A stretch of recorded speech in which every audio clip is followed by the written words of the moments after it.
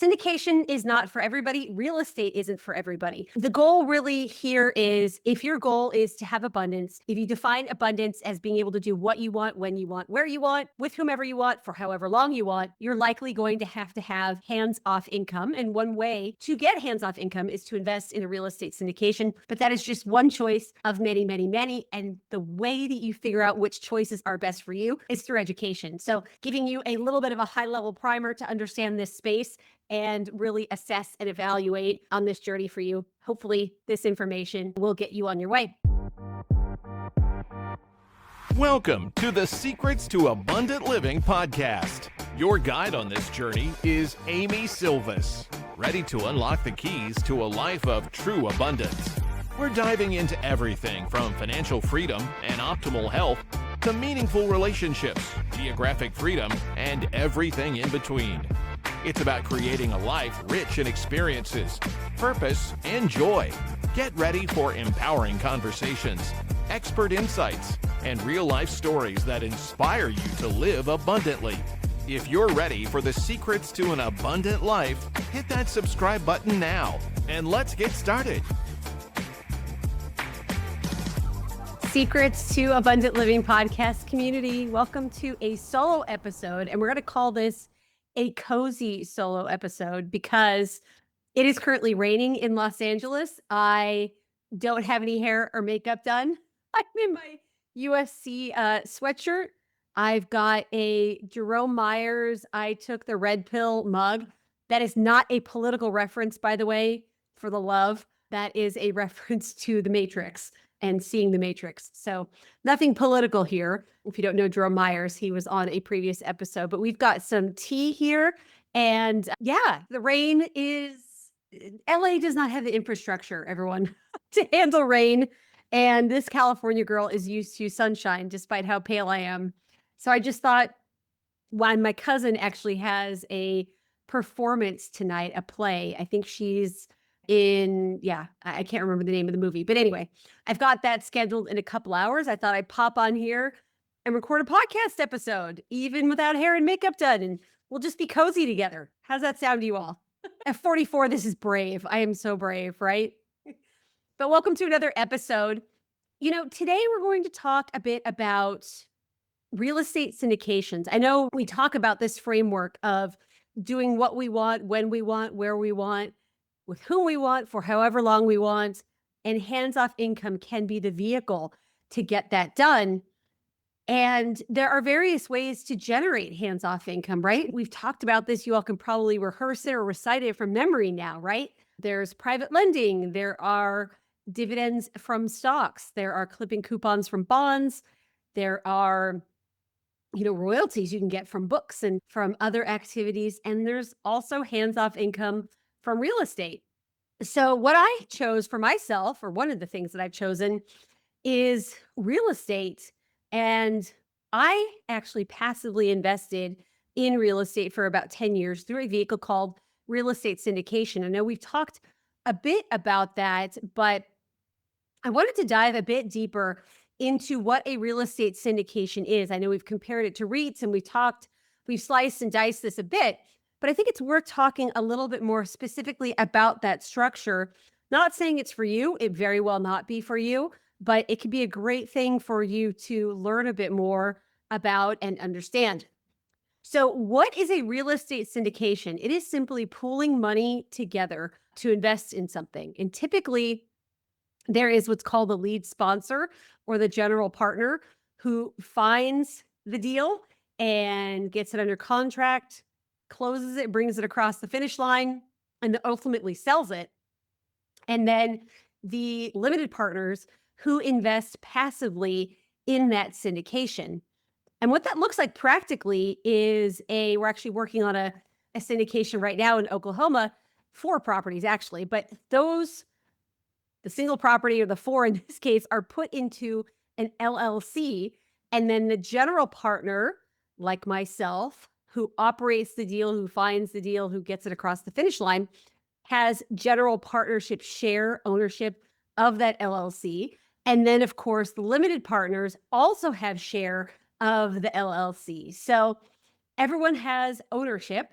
But syndication indicates that some people are more on the active side and other people are more on the passive side. So that's the general structure there and what that looks like. You can really think of it as, we'll talk about the advantages, but again, the people like myself at Sylvis Capital, we are responsible for finding the deal. And hey, we'll talk bit more about this. It's not easy in commercial real estate to find a deal, believe it or not. This isn't like single family home buying. We're responsible for having the funds to be able to put down earnest money on the property, to qualify for the loan, to do the party reports, and then, of course, have the liquidity and the net worth to be able to qualify for the loan. And then, of course, we're responsible for operating the property, giving distributions to our investors, preparing tax returns, being compliant with all state, local, and national laws, all those good things. And then, of course, I think I said the annual tax returns.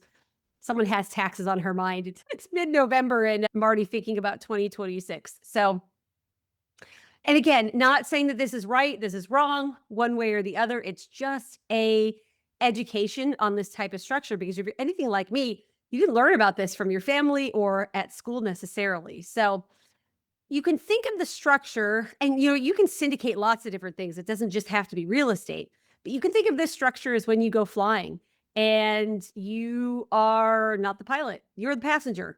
That doesn't mean that as the passenger you don't get to choose which flight you're going to be on and you don't get to benefit from the pilot's activities, but you are not the one in the cockpit steering the ship. You're relying on their expertise, their training, their track record, all of those things because either you don't have time to figure out how to be a pilot or you don't have a desire, or maybe that's just not available to you. So you defer to somebody else to fly that plane and the pilot gets you to where you want to go. So you're a passenger princess, as it were. I don't know if you heard that term, but I think it's pretty fun. As more and more of my friends have children that are getting their learner's permits, I like to tease my friends that when they're in the passenger seat, that they are passenger princesses or passenger princes. And so hopefully that makes sense to you in terms of the structure. So why would you invest in a syndication? And for some of you, it's not a good fit for me, but how would you know? The main reasons, and I'll tell you a bit more about why I did when I first invested in syndications, it was because I was working full time. I didn't have the experience in the real estate space to know enough of what to buy, when to buy, where to buy. I lived in Los Angeles and I knew enough not to invest here. We'll talk more about what just happened in LA recently. I was working full time. I didn't necessarily have the funds to buy a large enough commercial real estate property where I thought I could get the economies of scale and the diversification that came with that. And then, of course, I didn't have the relationships to source these deals because, again, these aren't just, hey, 150 unit is on the local MLS and it's available for everyone to bid. A lot of these good real estate deals are completely off market, are relationship based. And then, of course, you all know I lived with cystic fibrosis. I still live with cystic fibrosis, but this was before my miracle drug. So I didn't have the bandwidth at all to work full time, let alone to find, source, operate a property. So I thought, gosh, I will invest alongside other people who have that experience, have that know how, have the net worth, have the track record, all of that good stuff, and access to better markets than Los Angeles. It was a huge benefit for me. So, and I did that and I did it with the intention of learning, right? It's always great to learn alongside, we call it learn while you earn, learn alongside someone else as they show you what good looks like and how you can do it well. So, the first reason to invest in a syndication is no tenants, toilets, and termites. I talk to investors every week who say, Amy, I own a single family home or I own a couple single family rentals and I have a successful job that I work 60 hours a week at. And when I get home, I want to spend as much time with my children as possible. And then I'd like to enjoy my hobbies, maybe travel, enjoy time with family, maybe give back to the community, on and on and on and on and on. And it's not always easy to find a property management company for single families or small multis. So people self-manage, or maybe there's not enough margin. Gosh, the number of people in California that aren't even making money every month on their rental. They're losing money every month because they believe in appreciation one day. They don't even have the budget to have a property manager. So they're dealing with the tenants, termites, and toilets on their own. Hey, if that's you and you like that, more power to you. I talk to a lot of people who don't. So they invest alongside people like me who deal with the tenants, termites, and toilets for them. And we hire third party institutional quality property management, which is really, really great. Have you ever thought about having multiple streams of income?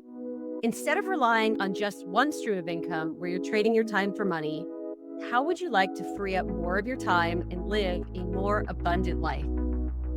As a listener of the show, you're invited to attend one of our upcoming trainings where I'll give you an inside look into how you can add passive income and get all the other perks of recession-resistant real estate investing without the headaches of being a landlord. I'll also be sharing some hidden mistakes to avoid and the criteria I personally look for when evaluating potential investment opportunities. To reserve your seat for free, go to sylviscapital.com/webinar. Again, that special link to reserve your seat for free is sylviscapital.com/webinar. I look forward to seeing you on the training. And now back to the show. So aside from tenants, termites, and toilets, it's the time. I mentioned that earlier. You may not have the bandwidth and the time to find a property, to operate the property, and that's fine. That makes sense. You're a successful person, and successful, I don't just mean money. I mean in your career, in how you give back to the community, in the relationships that you have with your family and friends. So time isn't yet necessarily something you may want to invest in something like this when you can just invest passively. The next thing is the lack of ability to invest in your local market. You've heard me say this many times, but you should live where you want and invest where it makes sense. It does not make sense, in my humble opinion, to invest anywhere in California. Not only do we have state rent control, but we also have local, like county and city rent control, not to mention population that's decreasing, jobs that are leaving. Y'all, that is not a formula. That is not a wise business decision, in my opinion, not telling you what to do, that's going to treat our money well. So I don't have the exact details off the top of my head, but if you haven't heard, the city of Los Angeles has done a rent control revamp, and it looks like landlords in the city of LA are not going to be able to raise rent to keep up with inflation. Raise your hand if you have any idea what that's going to do to the city of LA. I'll give you a little sneak peek. One is all the local mom and pop landlords are going to have to go because they're going to be losing money, right? If insurance, repairs and maintenance, taxes, all of those things are higher than what they can charge residents on renewals with rent control, they're going to be losing money. That's not good. That's not a sound investment. So probably the mom and pop landlords will have to sell to larger institutions, and those institutions can weather, those types of things because they have economies of scale. I don't know about you, but I'd way rather rent from a mom and pop than a large institution. I think you get way better attention. I think the other thing too is, the landlords are going to have to scrimp on repairs and maintenance and other investments, right? They're going to have to find that money somewhere that they can't charge the residents. So if you can't increase your top line with revenue, you're going to have to decrease your expenses somehow. So, not great. It's just, I get the idea. We want everyone to have affordable housing, right? This is not the place for the rant, but we all want everyone to be able to afford where they live. Of course, of course. And also, sometimes these policies end up having the exact opposite result of what they intend. So anyway, back to what I was saying. Why invest in a syndication? You may not live in a place where it's easy to buy and operate like Los Angeles. It may be better to be in Tulsa, Oklahoma, but who in Los Angeles, California can find and source and operate in Tulsa? Well, that's why you might want to invest alongside folks like me. There are a lot of other people that do what I do, so I'm not trying to say invest with me, to give you access to successful property acquisitions, running the property well, getting great distributions and return on capital. Okay, So tenants, termites, and toilets, time, lack of a favorable state and local environment to invest in. The next one is diversification.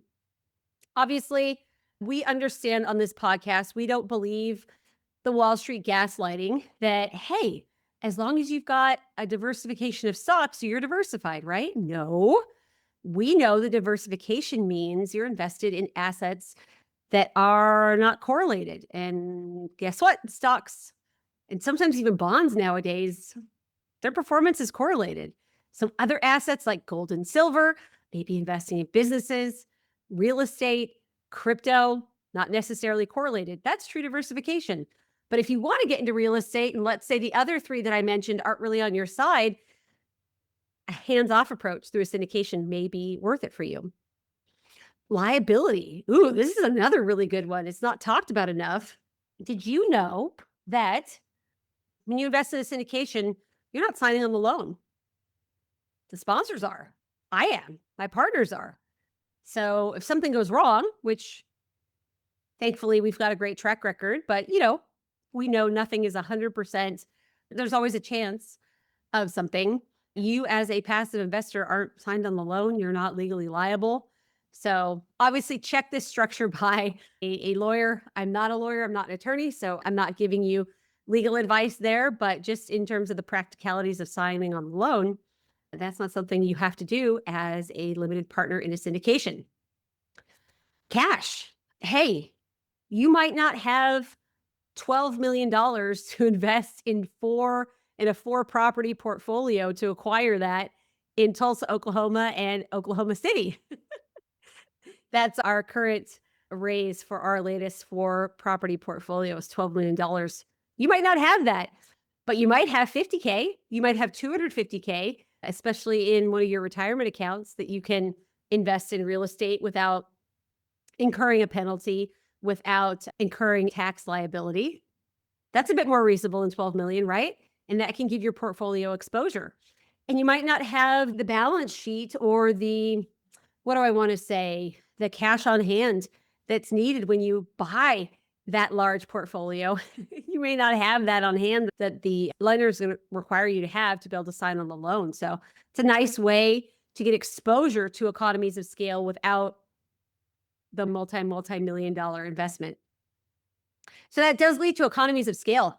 We understand that if we own a single family home and that person leaves, that's 100% vacancy. That means no money is coming in. But if we own a 100-unit property and one person leaves, we still have 99 other people helping us pay our mortgage, our taxes, our insurance. And that's just the beginning of economies of scale. We're not even getting into insurance, into full-time leasing staff and maintenance staff that we can afford, institutional quality property management, all that good stuff, the economies of scale that syndication can offer. And then, of course, there's the expertise. Someone who is doing this full-time, finding properties, building relationships, analyzing markets, underwriting like a crazy lady. I say crazy in a fun way, but doing that extensively, it's going to be really hard to have that level of expertise of someone who's done this for 15 or 20 years when you're just busy raising your family, enjoying your hobbies and working your successful job. Borrowing someone else's expertise who does this full time could benefit your portfolio. And then the last thing, and this really ties into this expertise, as I mentioned, commercial real estate is often done through pocket listings and through relationships. So it's not necessarily a scenario where, hey, I want to buy a 150 unit in Tulsa, Oklahoma. I can just go on MLS. No, we've got to build relationships. These deals they're direct to seller. You've got to build relationships with those sellers. And even with brokers, unlike the single family space, commercial real estate, the highest bidder doesn't necessarily get awarded the deal. So there's a lot of nuance. There's a lot of different aspects to acquiring commercial real estate that those of us who do this full time, who have decades of experience, are able to get those great deals because we know buying right is the first and one of the most important steps to getting great returns on investments. Okay, so we talked about what is a syndication, kind of how does it work, why invest in a syndication, and then the last part, just to summarize this, and this is going to be a little bit of what we already talked about, but it is this concept of being able to utilize and lean on other people's knowledge, experience, ability to get an investment. We call that deal flow, net worth, market research, time, capital. So, again, leveraging or being able to lean on and borrow someone else's knowledge on how to underwrite a deal, how to do market research well, how to operate a property and experience in those same ways over the past, several decades, being able to access deals, the financial strength and what is the word I want to use? The net worth, the balance sheet, all of that you can lean on and borrow from too, because you might not be in a place financially where you can do that,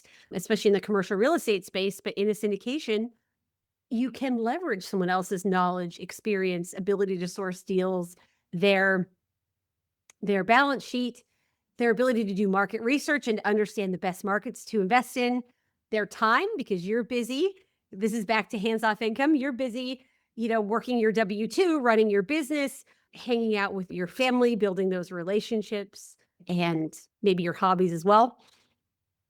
All of those things, a syndication can really be beneficial, again, to borrow from, to be able to lean on someone's leverage.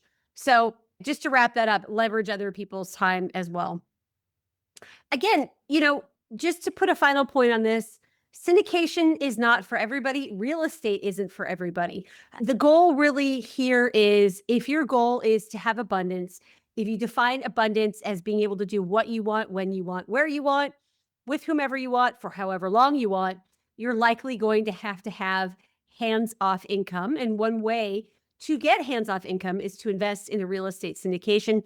But that is just one choice of many, many, many. And the way that you figure out which choices are best for you is through education. So giving you a little bit of a high-level primer to understand this space and really assess and evaluate on this journey for you. Hopefully this information will get you on your way.